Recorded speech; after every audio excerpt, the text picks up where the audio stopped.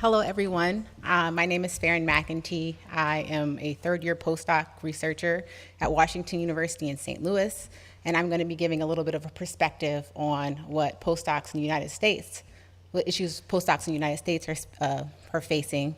I'm really happy to be here to speak to you and share, my thoughts and insight. And I'd also like to thank Elsevier for making my presentation here possible by sponsoring my travel. So before coming to WashU, I did my thesis work at New York University School of Medicine. I have a degree in chemistry from Spelman College in Atlanta, Georgia. I'm originally from Detroit, Michigan. And I guess when I'm not in the lab, I'm running. I'm a 4-time marathoner, and I'm working on number 5, which will be New York City in a couple of weeks. So I'm just going to quickly give a little bit of a definition or, an idea of what, according to the National Postdoctoral Association, what a postdoc trainee does. So we're supposed to be engaged in a temporary period of mentored research and training, and with the goal of acquiring professional skills that will allow us to pursue a career path of our choosing. So I have temporary and career path bolded because obviously that period of training is supposed to be temporary and not stretch on for years. One of our main jobs is to publish manuscripts, and publishing these manuscripts demonstrates productivity, which in turn will allow us to apply for our own grants, to carry out our own research program, and establish our independence.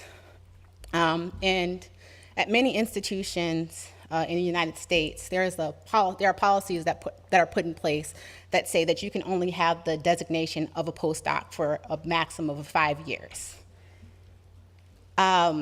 So some of the challenges that I guess I face and some of my colleagues face is that I am not considered a full employee of the university.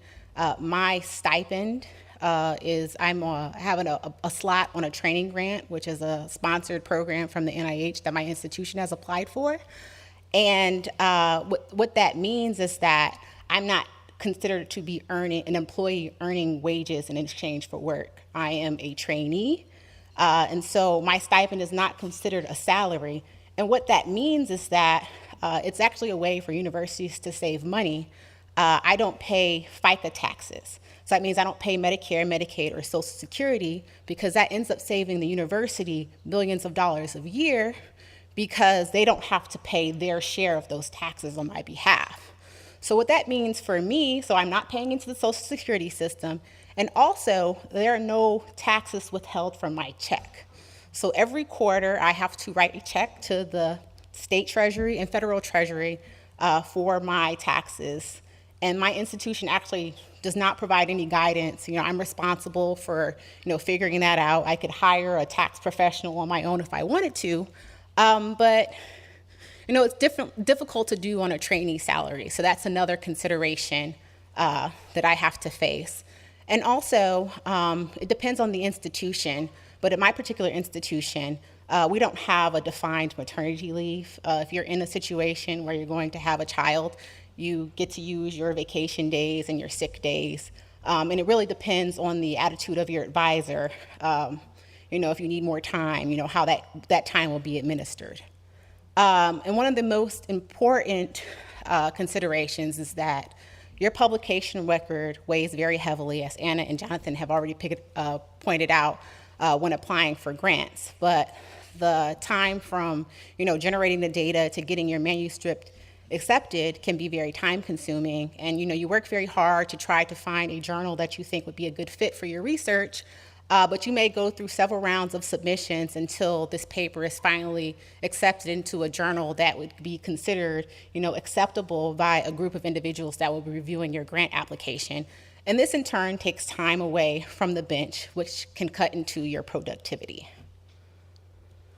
Outside of that, even though you can only be a postdoc or have the appointment of postdoc for 5 years at some institutions, that doesn't mean that your phase of mentorship has ended.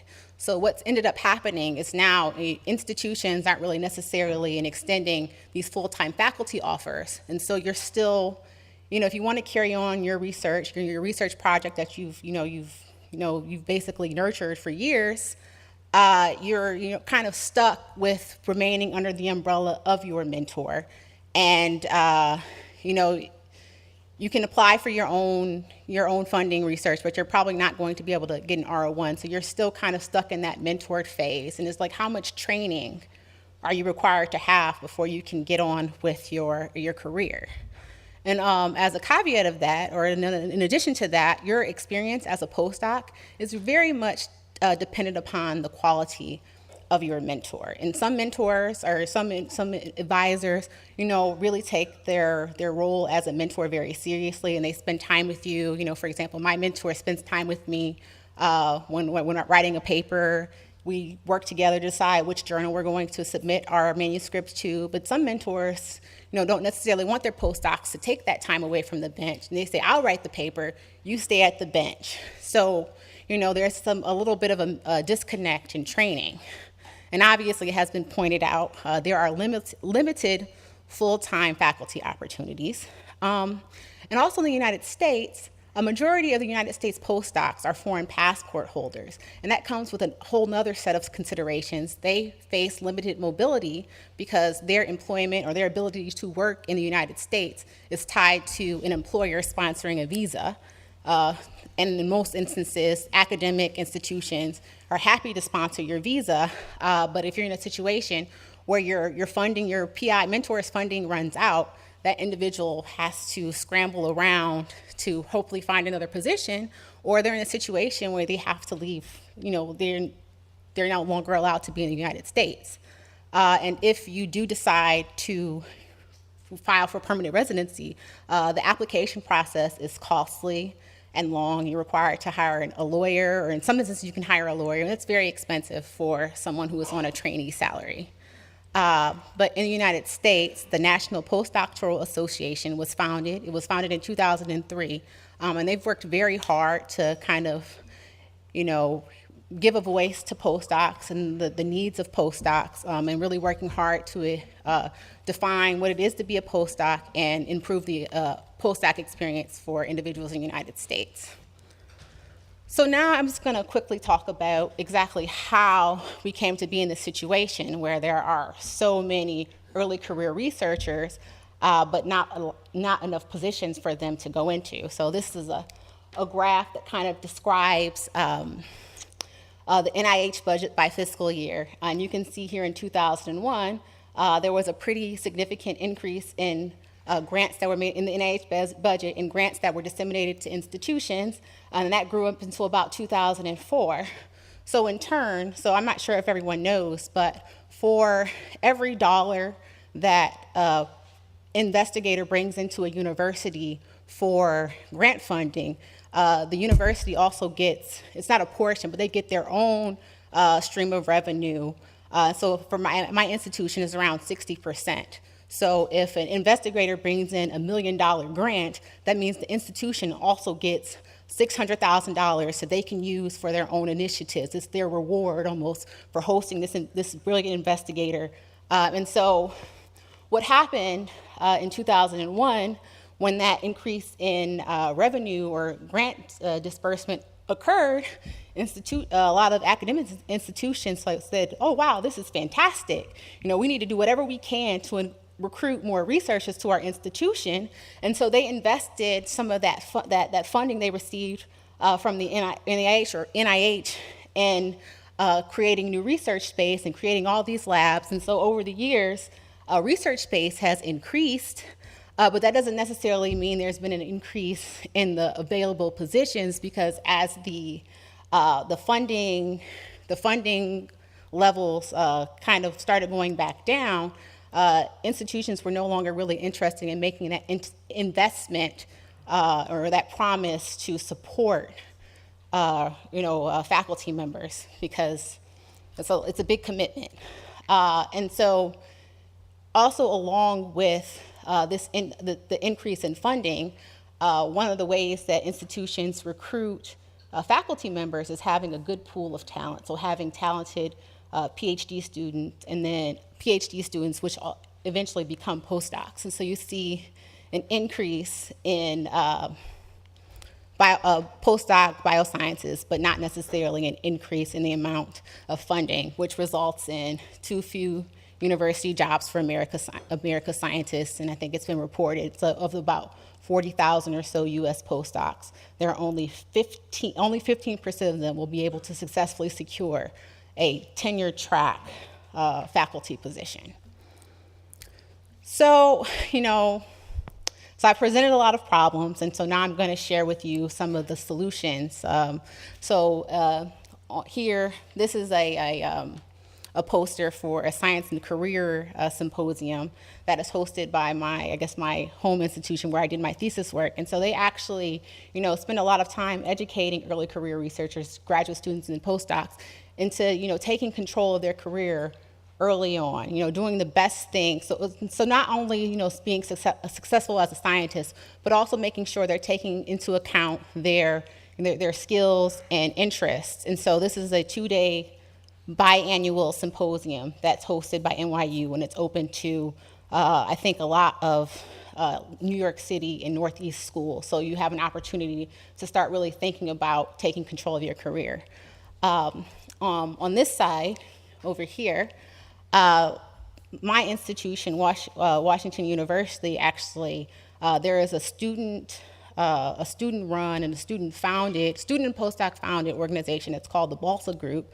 We actually provide, I'm a member, and we actually provide, so it's like an opportunity to get real life experience. So we have an opportunity to explore life science and biotechnology consulting. And so in this particular program, we are engaged in a project for 6 to 10 weeks. It takes about 10 hours a week or so of work, so it's in your free time, not necessarily taking time away from the lab, and so you get real life experience. And the thing that's really interesting is this is an initiative that was undertaken by students. So students are, taking a step to, take control of their careers and their futures. And organizations like this are starting to pop up in other areas, other institutions. And then, a lot of attention has been given to the idea that, there is life after academia, and then, there is a life outside of the lab. And so pursuing a career in academic research, while, I think, because we've been trained to do this, we should all, as an early career researcher, we should give it our best shot to obtain our own funding and not necessarily give up, but really work to keep your options open. And interestingly, last year, the NIH took a step in this direction in supporting these types of initiatives by actually extending a funding mechanism. It's not a huge amount of money, but they have about $3.7 million for awards to institutions who apply for grants to, it's called Broadening the Best Program, Broadening Experiences in Scientific Training. So giving institutions the resources to help to prepare their students and their postdocs for careers away from academia.